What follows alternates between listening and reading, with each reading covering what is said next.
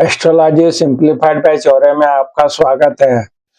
आज हम चर्चा कर रहे हैं कि नाभी ज्योतिष बीएनएन एस्ट्रोलॉजी से कैसे आप अपना भाग्योदय कब होगा जान सकते हैं। इसके बारे में हम चर्चा करेंगे। नाड़ी ज्योतिष जिसे कि बीएनएन एस्ट्रोलॉजी कहते हैं, इसमें भाग्योदय कब होगा इसको जानने के लिए आपको किस तरह से देखना है अपनी कुंडली में, इसके चर्चा करेंगे।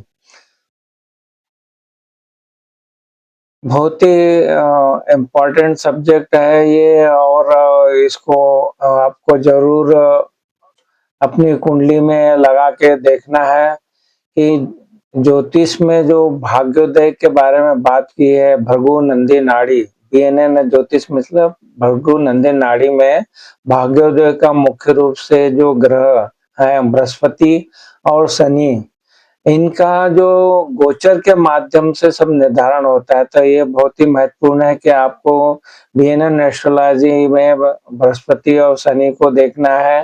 जब बृहस्पति आपकी कुंडली के भाग्य स्थान यानी 9वां भाव जो रहता है और लग्न जो है कि पहला भाव रहता है, या चंद्रमा जो है उसके ऊपर से जब गुजरता है तो भाग्य के दरवाजे खुलते हैं।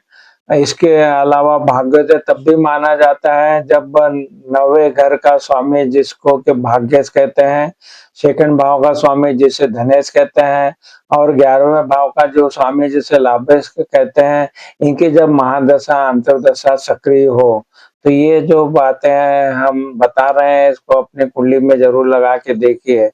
बीएनएन ज्योतिष के अनुसार भाग्योदय कब होगा, उसके क्या संकेत होते हैं, आप उस पे हमने चर्चा करना है।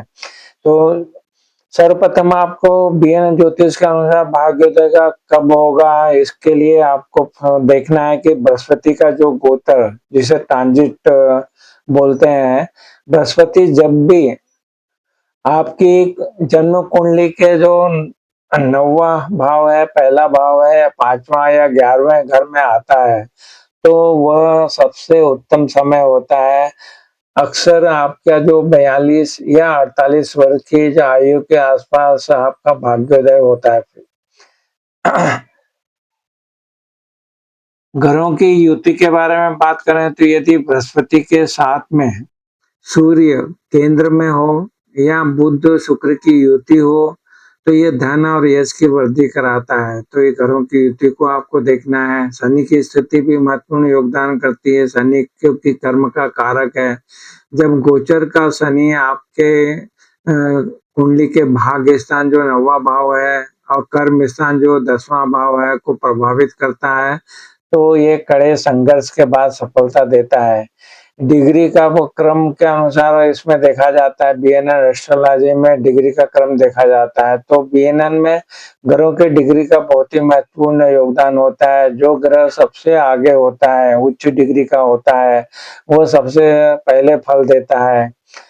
समय के बाद बात करें तो बीएनएन के अनुसार जब बृहस्पति और शनि का गोचर अगर ये अनुकूल स्थिति में आते हैं तो भाग्य उदय का सुनहरा अवसर प्राप्त होता है। अब बात करेंगे कि भाग्योदय के लिए ज्योतिषीय उपाय क्या कर सकते हैं। आपको आपको क्या करना है, गुरुवार का उपाय करना है। बृहस्पति को मजबूत करने के लिए गुरुवार को केसर या हल्दी का तिलक लगाएं। शनिवार का उपाय में शनिदेव को प्रसन्न करने के लिए शनिवार को छाया दान करें या पीपल के पेड़ के नीचे दीपक जलाएं। गणेश पूजा, गणेश जी की पूजा करने से नाड़ी ज्योतिष के अनुसार बाधाएं दूर होती है।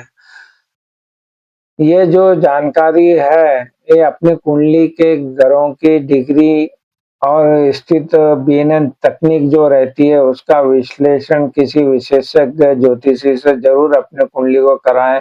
और जो बातें हमने बताई है उनका वो ज़रूर कुंडली में लगा के देखने का है, क्योंकि जो बातें हमने बताई है कि बीएनएन एस्ट्रोलॉजी जो है भगवनंदी नारी है, इसमें भाग्योदय के लिए जो 2 ग्रह बहुत इम्पोर्टेंट है वो बृहस्पति और शनि है। इसके बारे में हमने चर्चा की। हमने कुछ भावों के बारे में बात किया, पहला भाव बताया फिर 11वां भाव, 9वां भाव, दूसरा भाव, इन भावों के बारे में बताया है, इनकी दशाएँ, अंतर्दशा के बारे में बताया हमने, उसको आपको लगा के देखना है। गोचर के बारे में बात की कि जब भी बृहस्पति का गोचर, ये जो भाव है पहला, 5वां, 9वां, 11वां भाव है, तो इसमें से जो गोचर जाता है तो वो समय आपका भाग्योदय का उत्तम समय रहता है। घरों की युति भी दिखाया हमने, उसके बारे में बात की। बुध शुक्र का बहुत ही महत्वपूर्ण योगदान होता है। ये युति धन देती है और यश की वृद्धि करती है। शनि की स्थिति, जो कर्म कारक शनि है, जब भी गोचर के बारे में बात करेंगे तो शनि का जो गोचर आपके 9वें भाव पे या 10वें भाव को प्रभावित करता है, तो ये संघर्ष के बाद अच्छी सफलता देता है। और बीएनएन एस्ट्रोलॉजी में डिग्रियों का महत्व है, तो अपने योग ज्योतिषी से अपने कुंडली का विश्लेषण बीएनएन एस्ट्रोलॉजी के ज़रूर करवाइए और जो बातें बताई है उनका उसमें उपयोग किया जाएगा और आपको इसके बारे में बताया जाएगा। तो अपनी घरों को मजबूत करने के बारे में, उपायों के बारे में भी चर्चा की, तो आप उन जो ग्रह हैं, जो भावों के बारे में बात की, उनके स्वामियों के जो भी ग्रह बनते हैं, उनकी ज़रूर आप उपाय कीजिए, जिससे कि वो ग्रह आपको अच्छा फल देने की स्थिति में आ जाएँगे। आपको हमारे वीडियो पसंद आ रहे हैं, तो हमारे जो channel astrology simplified by Chaure में उपलब्ध वीडियो का भी लाभ उठाइए और चैनल को सब्सक्राइब नहीं किया तो ज़रूर सब्सक्राइब कीजिए और वीडियो को लाइक और शेयर कीजिए, जिससे कि हमारे को ज़रूर प्रेरणा मिलेगी और इसी तरह के जो वीडियो हैं आपके लिए लाएँगे, जिससे आप उसका लाभ उठा सकेंगे। और साथ-साथ में अगर वीडियो पसंद आता है तो ज़रूर शेयर भी कीजिए। आपने हमारे चैनल को सब्सक्राइब किया, वीडियो को लाइक और शेयर किया, इसलिए आप सबका बहुत-बहुत धन्यवाद। प्रणाम, प्रणाम, प्रणाम।